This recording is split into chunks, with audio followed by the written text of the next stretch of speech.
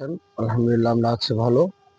আমার নাম মোহাম্মদ মুফতি রফিকুল ইসলাম আমিনী। বাটারা থেকে আসছি। মাদ্রাসাতুল খিদমা ঢাকা অ্যান্ড আল খিদমা মহিলা মাদ্রাসার ছাত্র এবং সকলকে নিয়ে আসছি দেশ নেত্রী বেগম খালেদা জিয়া এর কবর জিয়ারত করার জন্য। যেহেতু আজকে শুক্রবার, এই হিসাবে আমরা বরাবরই কোরআন খতম করে দোয়া করি।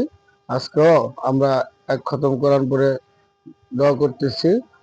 এই হিসাবে আমরা এখানে আমরা আশা করছি গোটা দেশবাসীর কাছে এটাই, যেহেতু বেগম খালেদা জিয়া বিদায় নিয়েছেন, উনি দেশপ্রেমিক ছিলেন, দেশকে ভালোবাসতেন, দেশের জন্য ওনার খুব এই দেশের জন্য উনি অনেক চেষ্টা করেছেন।